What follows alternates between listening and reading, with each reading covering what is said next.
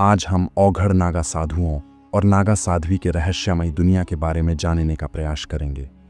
यह दुनिया इतनी रहस्यमयी और रोचक है कि इसे पूरी तरह जानना नामुमकिन है।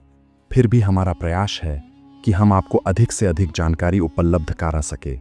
अतः आपसे निवेदन है कि चैनल को जरूर सब्सक्राइब करें, हर हर महादेव लिखे, अपना सुझाव भी दे।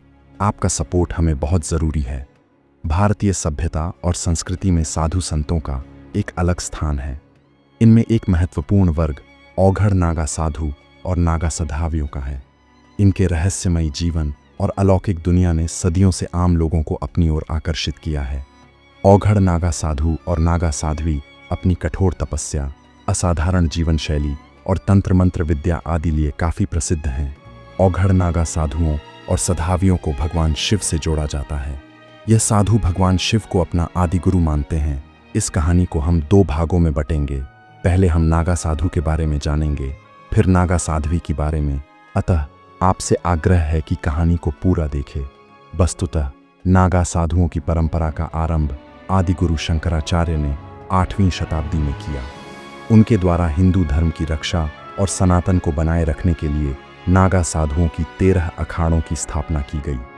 ये अखाड़े ही नागा साधुओं की शिक्षा, दीक्षा और संगठन के मुख्य केंद्र हैं। नागा साधु की जीवन शैली सांसारिक जीवन से पूरी तरह अलग होती है। वे घर-बार, धन दौलत और समाज के अन्य बंधनों से मुक्त रहते हैं। इन साधुओं की जीवन कठिन तपस्या, साधना और योग पर आधारित होती है। औघड़ साधु अक्सर श्मशान घाटों में अपना ध्यान करते हैं, जहां वे मृत्यु और जीवन के रहस्यों को जानते हैं। उनका कहना कि श्मशान एक ऐसी जगह है जहां जीवन और मृत्यु का सत्य अनुभव किया जाता है। ये श्मशान की राख को भस्म के रूप में प्रयोग करते हैं, जो उनके लिए पवित्र होती है। उनके बाल लंबे और जटाओं में बंधे रहते हैं। वे उनकी तपस्या और त्याग का प्रतीक है। नागा साधु वस्त्रों का बहुत कम प्रयोग करते हैं और कुछ तो पूरी तरह नागा ही रहते हैं। निवस्त्र रहना उनके लिए सांसारिक मोह से मुक्त होने का प्रतीक माना जाता है। अधिकतर नागा साधु तंत्र विद्या और योग साधना में पारंगत होते हैं। उनका मानना है कि मनुष्य का शरीर ब्रह्मांड का एक सूक्ष्म स्वरूप है और तंत्र साधना के माध्यम से इस ब्रह्मांड के गूढ़ रहस्यों को जाना जा सकता है। वे तंत्र मंत्र का उपयोग आत्मा की उन्नति और आध्यात्मिक जागरूकता के लिए भी करते हैं। नागा साधुओं की तंत्र साधना में एक अद्भुत शक्ति होती है। कई बार वे अपनी शक्तियों का प्रदर्शन भी करते हैं, जिनमें शरीर पर चोटों का प्रभाव न होना, आग पर चलना या विष का प्रभाव झेलना आदि। हालांकि इन शक्तियों का प्रयोग वे केवल ज़रूरत के समय ही करते हैं और आमतौर पर वे गुप्त ही रहती हैं। नागा साधुओं के जीवन का एक बड़ा हिस्सा रहस्यमय से भरा होता है। वे अक्सर हिमालय के दुर्गम इलाकों, जंगलों और श्मशान घाटों में ही रहते हैं। बारे में कहा जाता है उनको कई अलौकिक शक्तियां प्राप्त होती हैं। ऐसा कहा जाता है कि नागा साधु अग्नि, जल और वायु पर नियंत्रण प्राप्त कर सकते हैं। नागा साधुओं की साधना का मुख्य उद्देश्य मृत्यु के डर को खत्म करना और आत्मा को मुक्त करना होता है। इन साधुओं में भविष्यवाणी करने की शक्ति भी प्राप्त होती है। नागा साधुओं का समाज पर भी एक गहरा प्रभाव है। वे लोगों को आध्यात्मिकता की ओर प्रेरित करने का प्रयास करते हैं और उन्हें सांसारिक मोह से मुक्त होने की शिक्षा देते हैं। उनकी कृपा और आशीर्वाद प्राप्त करने के लिए लोग उनके पास जाते हैं। नागा साधु सांसारिक जीवन से परे होते हैं, लेकिन उन्हें भी अपने जीवन में कई कठिनाइयों का सामना करना पड़ता है। उनकी तपस्या और साधना के दौरान उन्हें कठोर से कठोर परिस्थितियों से गुजरना पड़ता है। हिमालय की भयंकर ठंड, जंगलों का एकांत और श्मशान की भयावहता उनके जीवन का हिस्सा है।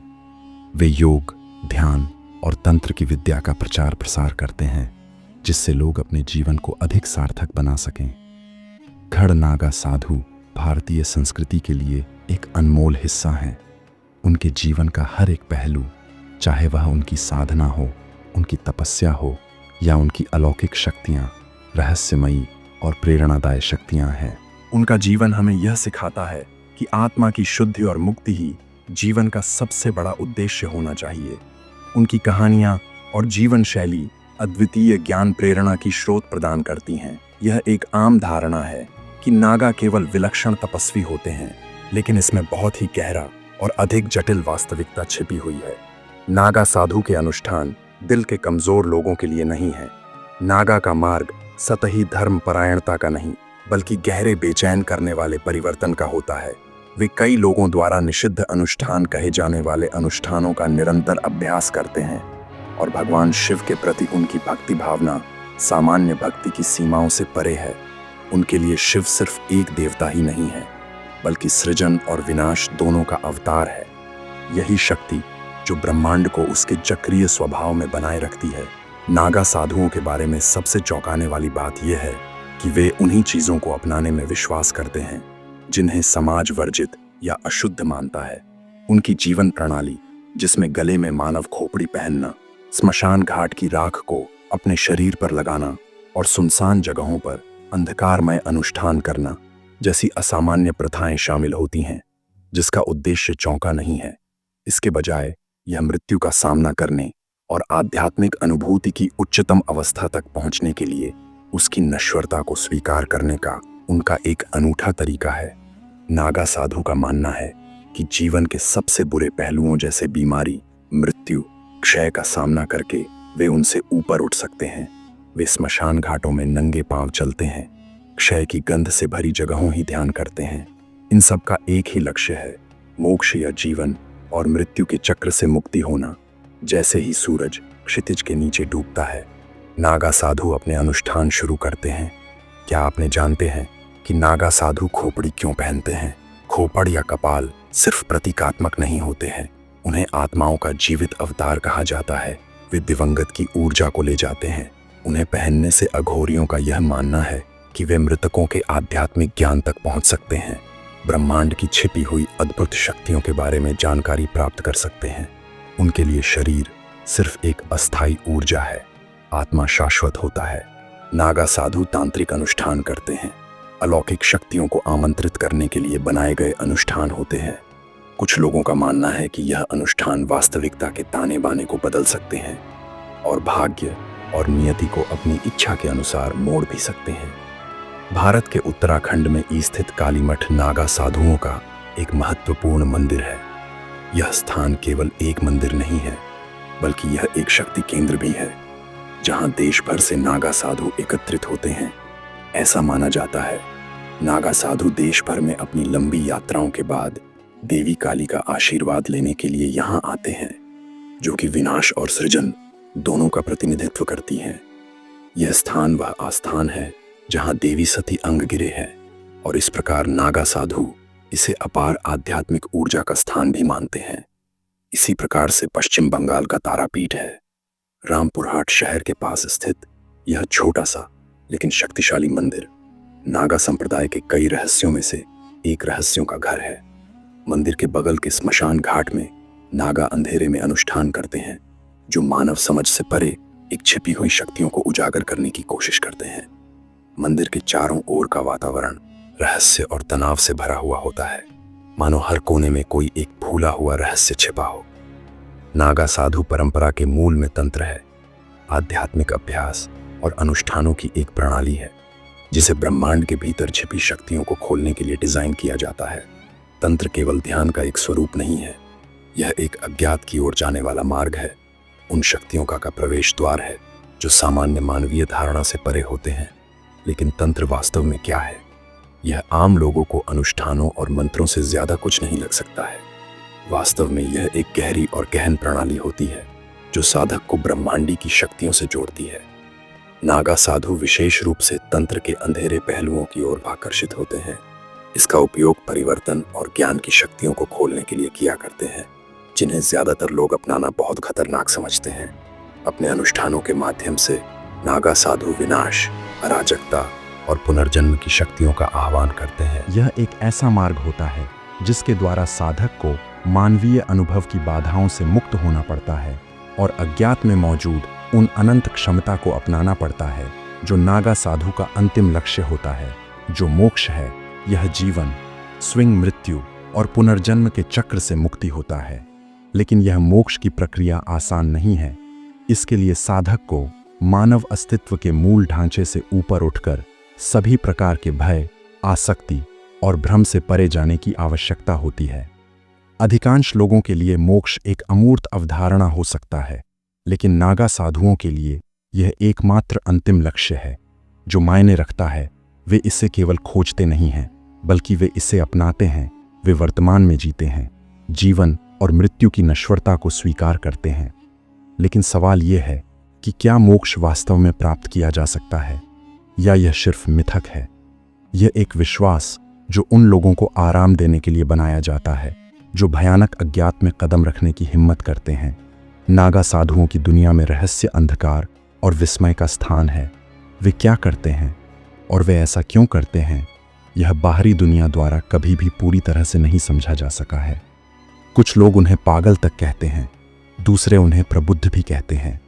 लेकिन एक बात तो निश्चित है कि उनकी प्रथाएं, उनके विश्वास और उनका अस्तित्व जीवन, मृत्यु और ब्रह्मांड को नियंत्रित करने वाली शक्तियों के बारे में हमारी सभी जानकारी को चुनौती देती है। क्या नागा साधु केवल गलत समझे गए आध्यात्मिक मार्ग के अभ्यासी हैं, या उनके अनुष्ठानों में कुछ और है, कुछ रहमयी प्राचीन भावनाएं और भयानक, जिसे हमें समझना नहीं चाहते? नागा साधुओं को सुख, रुख, हर्ष, विषाद, गर्मी, सर्दी का अनुभव ही नहीं होता। इतना ही नहीं, उसका मन निर्विकार भाव से परिपूर्ण हो जाता है। सामान्य से असामान्य और मानव से शिव के समान बना देने वाली इस महान कठोर साधना से जो शक्ति प्राप्त होती है, वही नागा साधुओं की शक्ति है। नागा साधु लोगों वाणी से निकला वरदान या शाप कभी निष्फल नहीं जाता है। वे जो कुछ भी कहते हैं, सोचते हैं, वह स्वतः सत्य एवं सुलभ हो जाता है। नागा साधु शक्ति प्राप्त सिद्ध नागा स्वयं में परम ब्रह्मा स्वरूप हो जाते हैं। तब वे भावान शिव के शिष्यों की श्रेणी में आकर ही अवधूतेश्वर समान हो जाता है। अब कहानी के अगले पाराव नागा साध्वी के रहस्यमय जीवन की एक अनसुनी दास्तां सुनेंगे, जो कि सच्चाई पर आधारित है। भारत की पवित्र और रहस्यमय भूमि में साधु संतों की परंपरा बहुत प्राचीन है। यह परंपरा न केवल पुरुषों तक सीमित है, बल्कि इसमें स्त्रियों का भी उतना ही महत्वपूर्ण स्थान है। इन साध्वी महिलाओं का जीवन कठिन तपस्या, अध्यात्म और त्याग पर आधारित होता है। लेकिन जब हम नागा साध्वियों की बात करते हैं, तो यह विषय और भी रहस्यमय और अनोखा हो जाता है। उनके जीवन में छिपे त्याग, संघर्ष और साधना के अनेक पहलू हैं जो उन्हें साधारण साधुओं से अलग बनाते हैं। इस कहानी में हम एक ऐसी ही नागा साध्वी के जीवन का गहराई से अध्ययन करेंगे, जो अपने साहस, तपस्या और अद्वितीय जीवन शैली के लिए जानी जाती राजस्थान के एक छोटे से गांव में पैदा हुई। गौरी, बदला हुआ नाम, बचपन से मुक्त होकर साध्वी बनेगी। लेकिन यह निर्णय इतना आसान नहीं था। गौरी ने अपने परिवार और समाज के विरोध के बावजूद घर छोड़ दिया और वाराणसी के एक प्रसिद्ध आश्रम में पहुंच गई। वहां उसने संत जीवन का प्रारंभिक ज्ञान अर्जित किया। लेकिन साध्वी बनने की राह आसान नहीं थी। उसे कठिन तपस्याएं करनी पड़ी। भोजन में केवल एक बार अन्न ग्रहण करना, पूरे दिन मौन रहना और घंटों तक ध्यान में बैठना। कुछ वर्षों तक इस कठिन तपस्या के बाद उसने नागा साध्वियों के बारे में सुना। नागा साधु और साध्वियां अपनी कठोर तपस्या के लिए जानी जाती हैं। उनका मानना है कि नागा सांसारिक मोह माया से पूर्ण रूप से मुक्ति का प्रतीक है। गौरी ने तय किया कि वह नागा साध्वी बनेगी। नागा साध्वी बनने की प्रक्रिया साधारण नहीं है। यह एक लंबी और कठोर यात्रा है, जिसमें साधक को अपनी आत्मा, मन और शरीर का त्याग करना पड़ता है। गौरी ने अपने गुरुओं के सामने अपनी इच्छा प्रकट की। गुरुओं ने उसे बताया कि उसे 12 वर्षों तक कठिन तपस्या करनी होगी। इसके बाद ही उसे नागा साध्वी बनने का अधिकार मिलेगा। इस दौरान उसे जंगलों, पहाड़ों और श्मशान घाटों में रहना था। वह न तो किसी से बात कर सकती थी, न ही किसी प्रकार का सांसारिक सुख प्राप्त कर सकती थी। गौरी ने इस चुनौती को स्वीकार कर लिया। उसने अपनी साधना शुरू की। उसने नागा होकर जंगलों में ध्यान करना शुरू किया। यह नागा केवल शरीर को मुक्त करने का प्रतीक नहीं थी, बल्कि आत्मा की स्वतंत्रता और सांसारिक सीमाओं को तोड़ने का एक तरीका थी। गौरी की साधना का सबसे कठिन चरण श्मशान घाटों में बीता। रात के अंधेरे में, जहां चारों ओर केवल मृत शरीरों की राख और चिताओं की लपटें होतीं, वह ध्यान में बैठती। यह साधना उसके अंदर से भय, मोह और मृत्यु के डर को समाप्त करने का तरीका था। कहा जाता है कि इस दौरान उसने कई अलौकिक अनुभव किए। उसने जीवन और मृत्यु के चक्र को समझा। वह अपने गुरुओं की शिक्षाओं को आत्मसात करने लगी। गौरी ने नागा को केवल शारीरिक अवस्था के रूप में नहीं देखा, बल्कि इसे आध्यात्मिक मुक्ति का प्रतीक माना। साध्वी गौरी के लिए यह सांसारिक बंधनों से पूर्ण रूप से मुक्त होने का तरीका था। वह कहती थी, जब हम नागा होते हैं तो हम प्रकृति के सबसे निकट होते हैं। हम अपने अंदर के सच को पहचानते हैं। गौरी की साधना और तपस्या ने उसे एक असाधारण शक्ति प्रदान की। उसने मानसिक और शारीरिक सीमाओं को पार कर लिया। लोग उसकी अलौकिक शक्तियों के बारे में बातें करने लगे। भविष्यवाणी करने की क्षमता। गौरी को भविष्य की घटनाओं का आभास हो जाता था। लोग उसके पास अपनी समस्याओं का समाधान पूछने आते थे। उसकी तपस्या इतनी प्रबल थी कि ठंड, गर्मी या दर्द का उस पर कोई असर नहीं होता था। गौरी ने अपने शिष्यों को योग, ध्यान और तंत्र साधना की शिक्षा दी। गौरी का जीवन आसान नहीं था।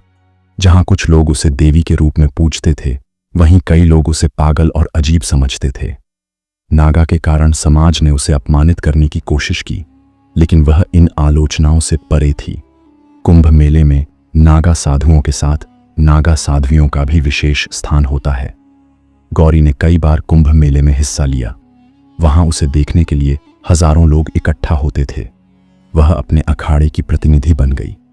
गौरी का जीवन बाहरी रूप से जितना कठोर और असाधारण था, उसके अंतर्मन में उतनी ही शांति और संतुलन था। उसने अपनी साधना के माध्यम से आत्मा की मुक्ति को प्राप्त किया। उसका मानना था कि आत्मा को उसकी शुद्ध अवस्था में प्राप्त करने के लिए मनुष्य को अपनी सभी सांसारिक इच्छाओं और बंधनों को त्यागना हो। गौरी ने अपने शिष्यों को यह सिखाया, सांसारिक वस्तुओं और इच्छाओं का त्याग ही आत्मा को शुद्ध करता है। मृत्यु का भय ही जीवन का सबसे बड़ा बंधन है। मनुष्य को प्रकृति के साथ सामंजस्य बनाना चाहिए। नागा साध्वी गौरी का जीवन त्याग, तपस्या और साधना का जीता जागता उदाहरण था। उसने न केवल सांसारिक बंधनों को तोड़ा, बल्कि अपने अलौकिक जीवन से समाज को यह संदेश दिया कि आत्मा की शुद्धि ही जीवन का सबसे बड़ा उद्देश्य है।